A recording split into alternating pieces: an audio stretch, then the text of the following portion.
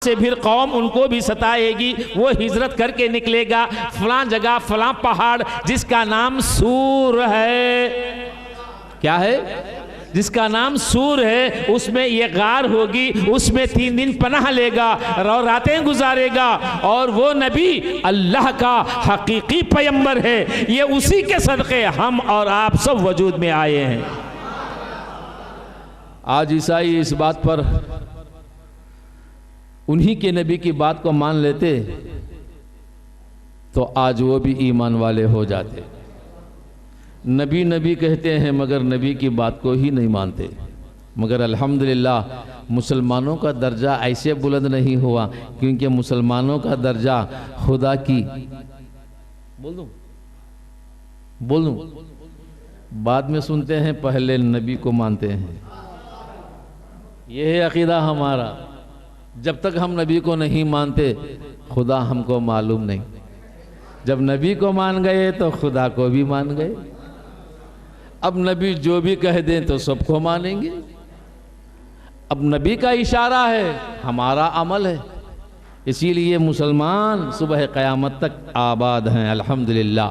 तो बहरे कैफ ये बात वाज़ो नसीहत हज़रत ईसा अलैहिस्सलाम की वो शाम जाते जाते सुना और सुनकर रब की बारगाह में दुआ की, ए अल्लाह मुझे उस वक्त तक ज़िंदा रखना, तेरे आने वाले नबी की ज़ियारत कर लूँ।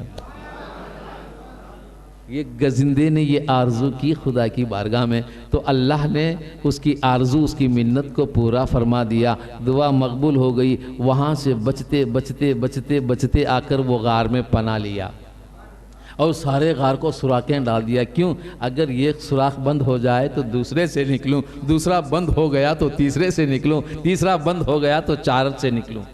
बात समझ में आई? सारे गार को। अब यहाँ सिद्दीक़ अकबर तो सारे सुराख बंद कर दिए।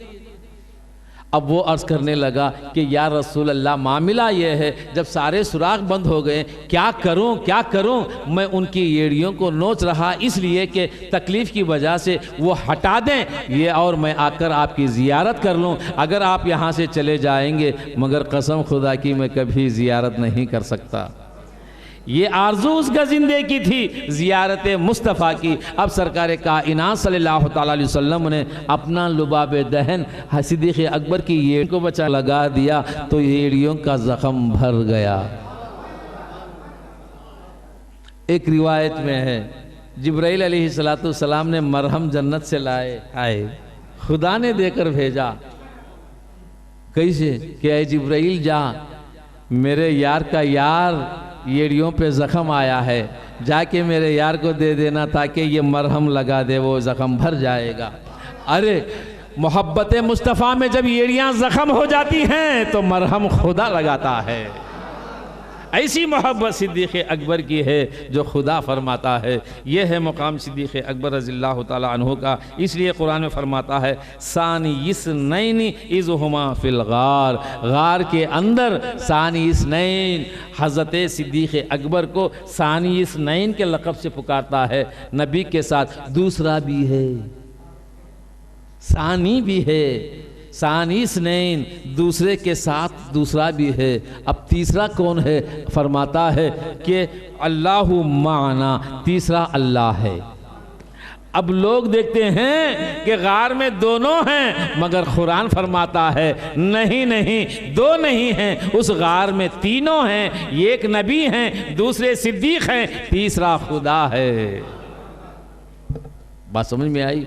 और ये शान है उनकी। अल्लाह तबारक व तआला ऐसी शान वाले सिद्दीक़ अकबर रज़ियल्लाहु ताला अन्हु जो उम्मत की भलाई के लिए, उम्मत की रहबरी के लिए कई ऐसे ज़ले किए हैं, दुआएं की हैं कि या अल्लाह रसूल सल्लल्लाहु ताला अलैहि वसल्लम को जिस शान के साथ तूने नबी बनाकर भेजा है, ऐ पाक परवरदिगार आलम उस रसूल आज़म सल्लल्लाहु ताला अलैहि वसल्लम के सदक़तन तुफ़ैलन हम सब की मग़फ़िरत फरमा दे।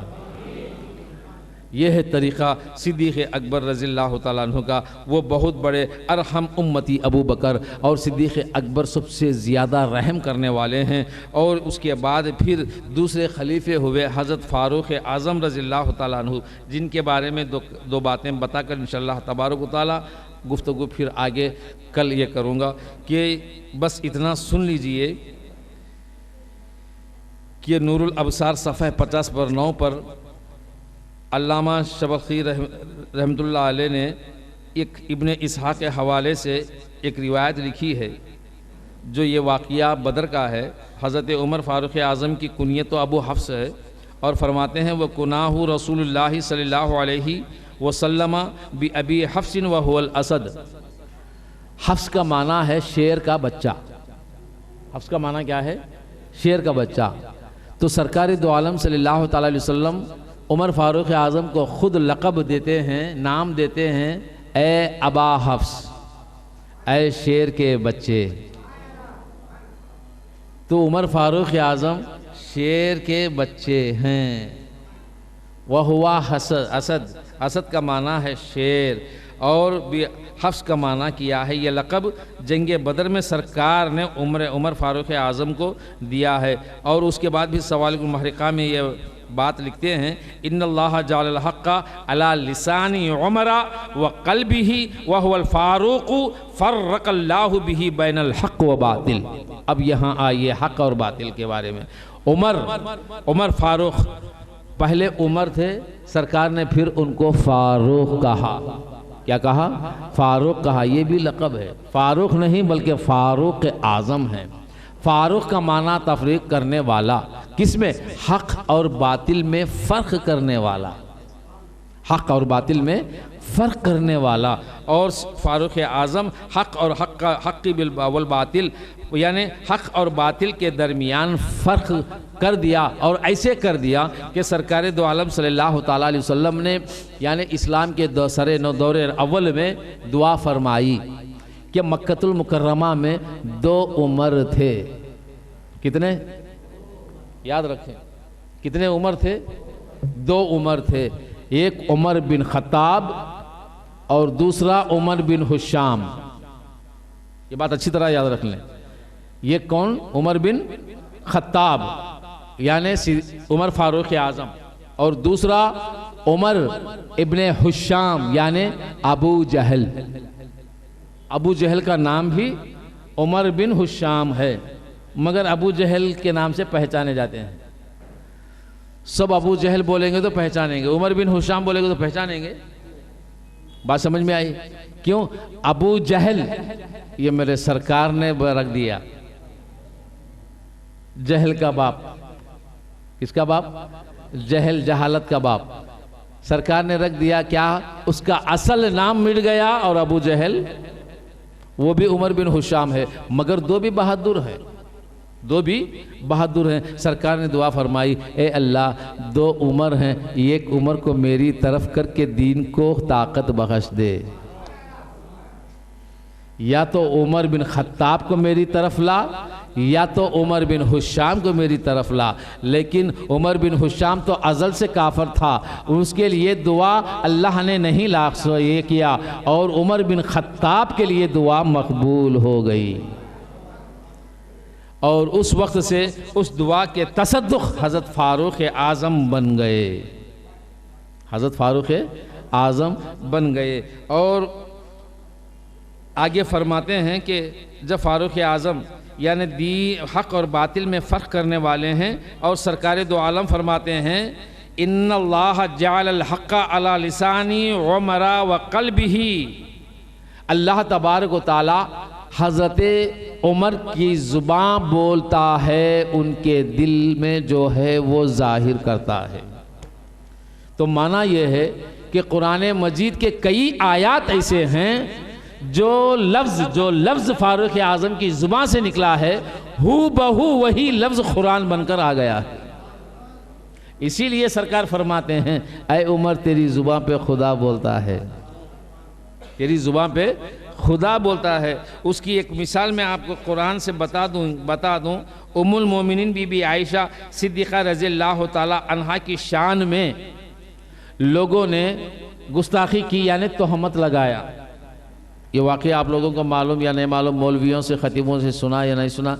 और उन्हीं की शान में सूरत नूर नाजिल हुआ है। कुरान मजीद के सूरत नूर है ना, ये नाजिल हुआ है। तो उनमें उन आयात में यानी अज़मत उम्मुल मोमिनीन की खुदा ने बताया है। लोगों ने बदनाम किया है, लोगों ने बदनाम किया है, तोहमत लगाया है, मगर सरकार खामोश है। सरकार क्या है? खामोश हैं। एक दिन गुजर गया, से दिन हुआ कि सारे लोग कहे कि क्या हो गया, बदनाम उम्मुल मोमिनीन आहो बका करती हुई हुजरे में, सरकार मस्जिद में, या रसूलुल्लाह इंतज़ार क्या है? अब सरकार फरमा देते, सरकार फरमा देते। यानी ये गलत है, क्योंकि मुनाफिकों ने तोहमत लगाया था, याद रखिए, काफरों ने नहीं। किसने लगाया? मुनाफिकों ने। मुनाफिक कौन है? नमाज पढ़ने वाला, रोज़ा रखने वाला, हज को करने वाला, ज़कात देने वाला, जिहाद करने वाला। उन्होंने उम्मुल मोमिनीन की पारसाई पर और तोहमत लगाया और दाग व धब्बा लगाया, बदनाम किया, अफ्तराएँ उठाए, और वही मुनाफिकीन सारे लोगों में बातें फैलाए। सरकार मायूस बैठे हैं, उम्मुल मोमिनीन का आलम हुजरे में बंद कमरे में क्या होगा। और ये मामला रसूल के पास आया, रसूल चाहे फरमा देते, ये गलत है, कहने वाला झूठा है। हो सकता है कि नहीं हो सकता? जब रसूल ने फरमाया अल्लाह है तो मान गए, जन्नत है तो मान गए, दोज़ख है तो मान गए, कुरान को कुरान है दिया तो मान गए, सब कुछ अहकाम दिए तो मान गए, और ये कहने वाले, तोहमत और बदनाम करने वाले रसूल कह देते कि ये झूठे हैं, तो क्या उम्मत नहीं मानती? क्या सहाबा नहीं मानते? मगर सरकार ने नहीं फरमाया।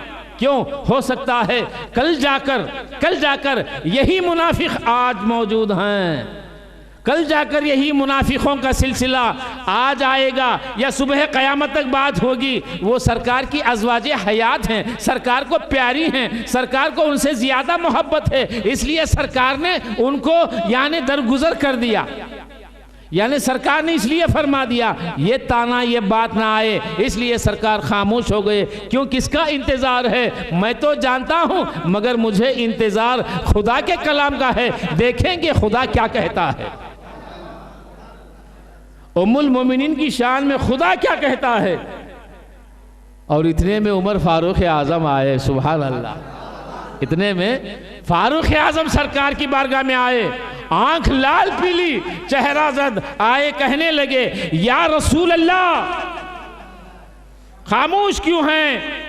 या नबी अल्लाह क्या मामला है? फरमाते हैं सुबहानका हाज़ा बुहतानुन अज़ीम, पाक है वो ज़ात, ये अफ्तरा है, ये बहतान लोगों ने लगाया है, बड़ी बहतान, बड़ी बदनामी उम्मुल मोमिनीन को दिया है। पाक है वो ज़ात। जब सुबहानका हाज़ा बहतानुन अज़ीम का लफ्ज़ उमर की ज़ुबान से निकला है, इतने में जिब्राइल कुरान लेकर तशरीफ़ लाए। क्या लाए? जिब्राइल लाकर देते हैं कि ऐ नबी, खुदा फरमाता है हाज़ा बहतानुन अज़ीम। ये लफ्ज़ पहले किसने बोला? फारूक आज़म ने बोला। जिब्राइल बाद में कलाम लाए, कुरान लाए। उमर ने कहा सुबहानका हाज़ा बुहतानुन अज़ीम, जिब्राइल भी कलाम लाए, सुबहानका हाज़ा बुहतानुन अज़ीम, कि या रसूल अल्लाह ये बुहतान है और ये सरासर झूठे हैं, मक्कार हैं, ये बुहतान किया है। बात समझ में आई? इसीलिए जब ये आयत नाजिल हुई, सरकार खुश हुए, उम्मुल मोमिनीन को खुशखबरी दे दी, सारे मोमिन खुश हो गए, सारे मुसलमान खुश हो गए, मगर जलकर सड़कर मरने वाले मुनाफिक ठहर गए। आज भी मुनाफिक जलते हैं, चाहे वो अहले बैत अतहार की शान को सुने, अज़वाजे मुतहिरात की शान को सुने, या गौस व ख्वाजा के जान निसारों की शान को सुने, जलते तो आज भी हैं, हाथ मलते तो आज भी हैं, है कि नहीं है? मगर अल्हम्दुलिल्लाह खुश होने वाले मोमिन हैं, मोमिन खुश हो जाते हैं। ये आयत मुबारका सुनकर सारे मोमिन खुश हो गए, हाथ मलते मुनाफिक ठहर गए।